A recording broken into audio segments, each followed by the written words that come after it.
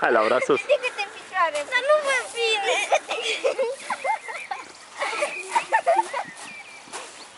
Nu mă duce tu la tine. Hai, lasă-mă, du-te. Mai vreau o dată. Thank you, Edam.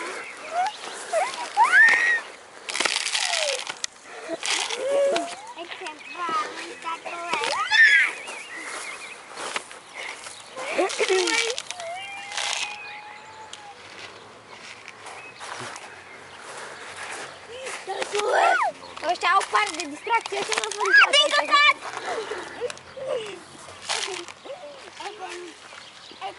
Că eu mai vreau. Gata! Gata! Gata, trebuie să stau. Stai că te opreze, da? Oprire de urgență, gradul 3. Nu mai vrei. Hai să spui că iară. Haideți!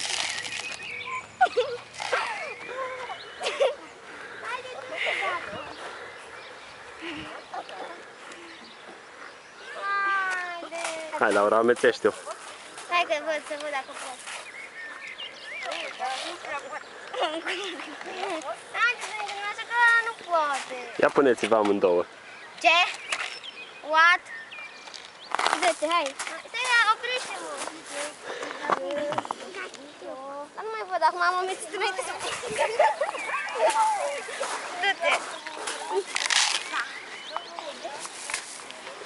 Sper să nu pică. Eu stau sus. Cred că trebuie să mai slăbim până ne punem amândouă. Măcar dacă era Olivia.